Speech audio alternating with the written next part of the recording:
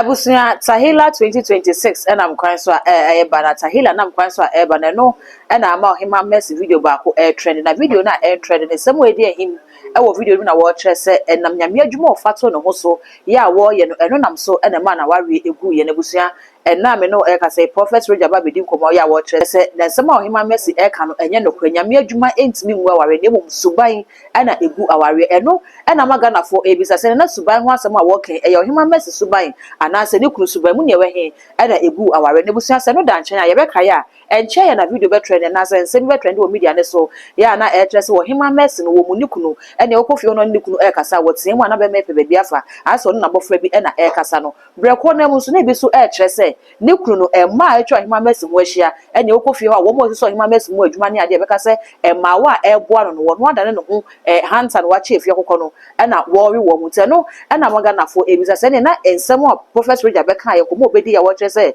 subai ne timi gu aware no eyo Ohemaa Mercy suban anase eye nikunu ne suban naso na nyina mu no yenko ne enko te ne prophet Rojah e kan ye ba e be de dia all kan sam ne die woti wan no so da baby pa Ohemaa we ye je etimi me pa baby pa da nya wa wo betia me nam de asam ni hye unkran hye brawuradim no beso ye wo me di hye unkran me masidan me tie estate mu ena me ka che hye wo kodam pamprodam na waje adi waji mi papa Ohemaa we ye je yeah Jumani Angel 102.9 ne prophet Rojah City International ena anope ehyiamu twetwe enkomo now Ohemaa Mercy nyumtuni ababe ka se efise Tahila woman efise nyamedwuma ofato ne ho so yi che na ware be good the relationships nyama aye ba sa enye nyame adwuma ne gu na ware Ohemaa Mercy ba bia obi amechi prophet Rojah ni Ohemaa Mercy aware egu ya anya nyame adwuma obi enu na aware egu ya nyame adwuma na man aware egu. Marriage has nothing to do with Christianity. Okay, I am moral thing. Good. So tell us. Ade mani pa aware egu eyesu ne ban ebi ani kunu niam bi ana wo ye no Ohemaa Mercy ani nye ho no jaye ebi ana be ma ne niam bi o ye no Ohemaa Mercy ani nye ho no jaye sa eno ani gu aware nti ono ana gina yesi eye na gina yesi. Your marriage has nothing to do with Christianity. We don't have to bring religion into marriage. Our real yesu ne ban ne de ko ware. Etena na me hwe yesu ne ban ne de ko ne atete na mo ame ne ye jai yesu frim. Into Ohemaa Mercy, she's very close to me. And you know, ebi a wan kan sa ebi obi na on say obi na caption sa because me Ohemaa Mercy. And she's a very prayerful woman. Me no ka say Tahila 2026 e ba so next month ya. Ano de. Enti enye nyame a Ohemaa Mercy be so no. And man relationships. Our real yesu ne ban ne de ware. Okay. Me hwe the movie ne kona mani nye ho a part 1 no matwa so. Ye bo first half ni wi ana me amapon. So there's a guy in the news, Senra, Osu Waware. Okay. Awo. Apparently Oware Oba no ne nyina kwa soro mo kote kama omo di Nyankopon ahye so ene say ma according to what the church teach them no say ma fa ne ho kran kan Oba no. Into Obano was a virgin Omaware. Before they married, no, Obano when him set in a blood group near on the end, so almost worry no more. Ombe won't call it was sickle cell, but almost say, or no said or Jimmy who did, so a Christo name Jimmy for Could you move off in Uncle Quasia? Maybe Jimmy for Granny Brew almost your bell pokra to Nifi. Or better best one, oh, Yanko Palmer and Indian answer. Good.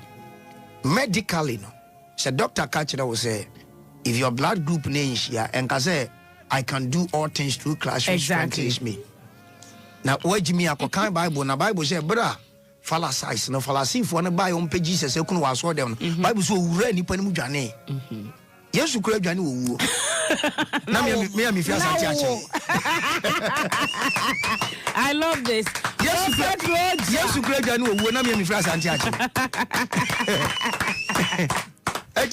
Jimmy for one who say, Java, didn't have a question. Yeah, catch it all. I want him. There was something wrong with the marriage counseling and the marriage counselors before marriage. You know. Do you know what they do? I'm more advising people. Our arena walk on. Do ukunu ye say say adwuma ne ye gya ne na adwuma wo fie to oba ya ntiti ne wo fie marriage counselor ntimi nsesa ne hyebere oba woni ntiti wo fie there is no marriage counselor obetimi asesa no because at the end odi nyini ye no you becomes what you eat, you becomes what you were being taught. That's right. Yet we yabesua the national anthem Only say your baby son, God bless our homeland Ghana. Ye come by entiase. Ye nim do chire yempo. Ye chire ye ni ababe jedi. Eti dia ye chire nipa no wonyini babaye. Eti marriage counseling na dia we so me ye ni say spiritually mo element ni hia. Mo zodiac ne te say. Ani ye spiritual side. Ya hwe mo stars. Na ya hwe say ebi obi element ebi wa na be ma ne ye water. Enu kwan say be ma ne ye fire. Enu kwan say ware obo ye water. Oba no bedum uja no. Ano na me de me ma sori say e me kan kira me say wa hia oba ne ne te.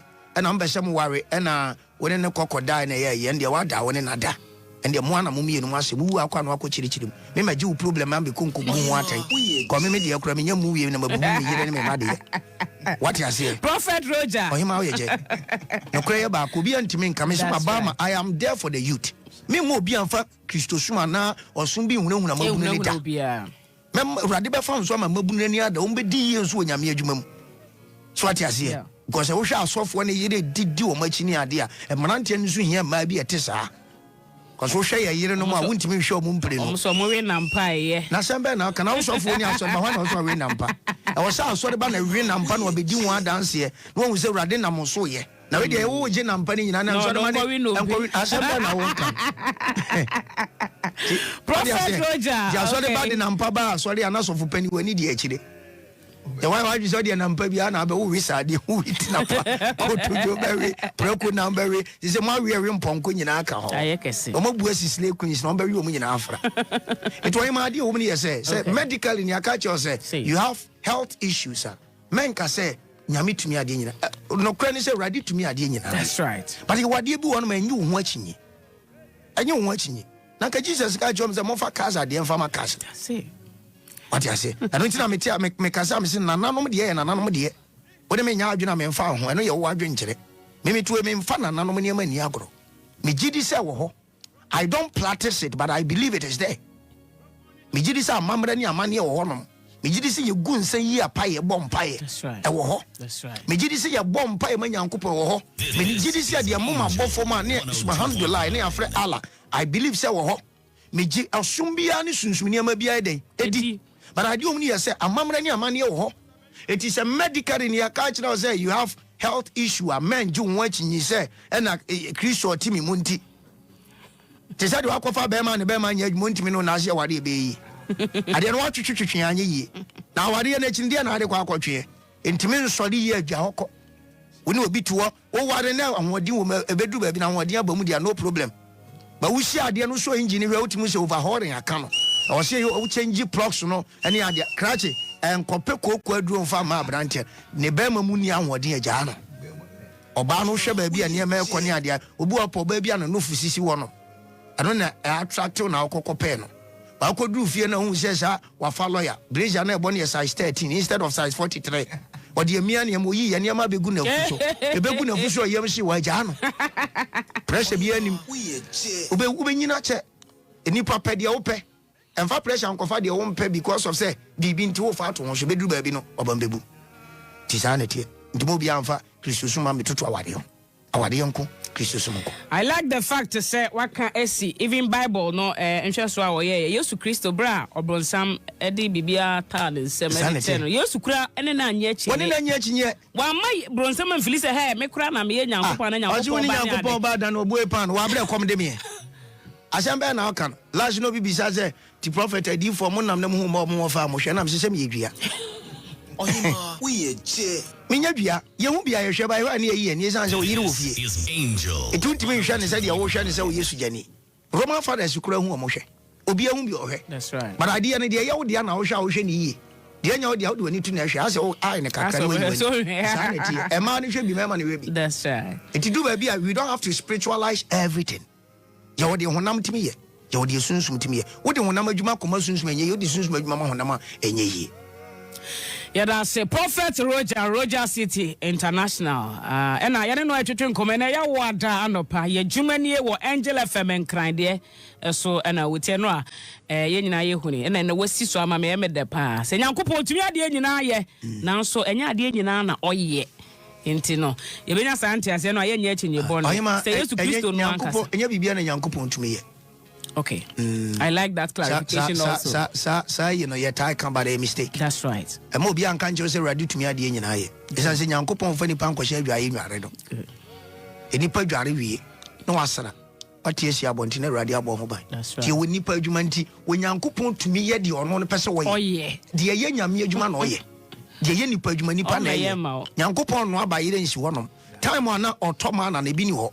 And I want to be you. What they said, damn, the coffee be changing you. Ne akase wona wo cartons e ma so do bi ne cartons so wo command this e mumra me ube wu ye be si o ne silver ni na Nyankopon be go so ai Nyankopon ye woni pa adwuma ho it will not affect God though. Good eni pa adwuma ho na nyame adwuma ho enti a hye wo nkom se be hie wo kuna wo de adware ne se dem na ye make up fa se dem na wa adwin se be ma no be ba be obe se wo ene dru ba bi ni e hye nkom se obe hia be ma obe ware wo Ohemaa wo se wo di hu ne ye nipa adwuma wo ye make up kakra o mawre yon se kakaja ye o mawre wu o twitwi so o de nyama bi afefa so why make up sika kraima o de wato ano kakra wanya wigi nya akese ni bia no ya na se abayifo do wa penketwa bi kakra wa de ase wanya wigi nketwa kakra wa se wa wugina hwe mu se eye wona ma ya tatie wachi wotese kakra da ne wani wa de ase woni namu a ye dan na wo twe betese be 3 enko 2 weeks time se na 2 wote 5 kura ba ko be ye adwuma ebe peki ama ebe fa iti enya bibia na urade timi ye urade wo de oye ye Nyankopon adwuma ye na adwuma enipa adwuma that's all sabre duba ko abo apa hosema eduonu enso ye to ye nkomo so ene nro nyina ne a trend kese eye osofuchi abosom eden sembi ba abonten be cast after 28 years no wono de sese kura don fa ni bibia mfa yesu so bio na ono ne nchemu a wode ama it is a heaven ni baby a hell ni baby a okay intino ono no de waba be hunu ni now Archbishop Duncan Williams so there's a report enam emonten a etrese wo say wono e wa dance etrese heaven ho because no ankasa kura ko be an hour and 45 minutes asan aba okay akwa experience heaven asem you just say osofuchi abosom baby a obi osof bani mechia Ohemaa we ade omni ese ka so bi efitani a ye ka so bi efitani a o ye ka This is Angel. Kana wo ye ne ka ne gumu ahodo ye ode oye pay extra ye ode oye Ford fitter ye ode oye Range Rover fitter ye ka so obi aye bosomsomfo a ye ka bom osombosom je ye nyini ebeti ya ne se obi ye sofo a wosom Nyankopon edidie ose wo ye teacher ni kirade ye ka so Ohemaa ye je eye hwan a Ohemaa ye je nya prophetess omekura na minimu da na obi kura nte udinda de ma ye beti se oba bi wo ho kankasa dodo bebre oba bi wa radio mu adwuma mu na oye champion oye hwan ya oye Ohemaa ye je oye adwuma ba oye radio adwuma enti wo kan o se osofo kiraboso enti sai din osofo no kura should tell you say oye adwuma ma Nyankopon Ohemaa we because sai din no ejina o ma wo no oye adwuma ma Awurade so ka so obosomfo bi a ye frɛ no kiraboso de anka minya no okay enti no you are being described based on the work you do. Yeah, the word human title crowd. I know title crowd. That's right. It is also which abosom say why you human do baby na nyansa nyina aboroso am wa be hunu say Nyankopon bi ani ho ani ye de ono ni gidie. I will not comment on that. ye dwumani say nyansa nyina aboroso am wa hunu say there is no God. Jesus kura ni ho nyame bi ani ho I mean doubt no because that is his personal belief. And obia would you believe? Okay. Eti wanu ni believe no. Ebi anisa me grandfather Archbishop Duncan Williams Ebeka say wako heaven aba. Ohemaa Me I was not there. It mean to me ni ho dance here and mean to me kan wasem. And ba bia oluma ya ye nyame adwuma du no. Ade bi ono ni kan bia me gidi because we dika wa adwuma nim. Answer na o banti. Eti no obia woni believe. Eti obia wo de ogidie. Se na ebi no mo som abosom. Ana osofu kira abosom sa abosom som ya nkwase asem di nipa mra Nyankopon mu ana nipa no ba Nyankopon mu na ono asase Nyankopon bi ani ho aye ono ni ni Nyankopon ntem asem okay na mu bubu mbosom sa abre na kama ba beje mbosom oh yes se Nyankopon bi ani wa ububu bosom se ye meji wan fa mbosom mame ya na to da nipa didi me a ye adibu didi me a na yeso wa kiuso abusu se de bonso wa ye ebi ye ni de ye ni mu ebi nsu didi me a o ye ni de ama ni pie ne de ni wa ye ama na pie ti me fa ne se ye didi moroso okay nti me nka ho asem Any personal belief. The OGD in one fa. Oh, but win him. Mouse of which in a bosom and my bon team bio. I make a say a din Jesus in you. A council will feed you the church of which in a bosom say. Or my bon team make a bio say din Jesus in you. The OGD in one fa on country and in Swadema. Jesus in you are one GD one any church members in fa. Yeah, the GD say Jesus war. And you have already say you be defended din akwa sound say you moving we ye fra teach him no dia be do the do. Yeah, GD into one for the OGD. And you be asem the obi I wanna show them. Obi amfa. It was of many troublesome. It's your baby old man will be a medium me so for penny no. And a medium who so you so for be pim zabri. Till now. Because time will be abosom no na many aje say oh yes o ma adwuma na ekoso. And nti the American say be an refin one cash will bubu nkrofo abosom. Onhwe na abosom fo anye demonstration tia ne say beje abosom back. Cause omba onya ma wo mo. Ndi say Jesus ni wona Nyankopon bia ne wadi na o say ekọ echi kosom bosom ane yeso. Fon fa ye bosom maye. Ekoba sa abosom onya ma mo. Eti e bia na no na fom ye. Menyi mi say obeka sa. Na say Yesu be wo ho afi ho. Anya say Yesu be wo ho. No say enya bosom na ma wo mo a. O say wanya bosom na mom de ni obeka so ene Yesu wo ho ma no. Wanya mom de Yesu wo ho ma no. Anu nti Nzabusia we ene ne prophet Rojah aka san ena ansam no wusi Jennifer message so beja comment e wo comment section ho e dia ma me all the social media handles no e too much gh. Oh subscribe like ya share na ho for so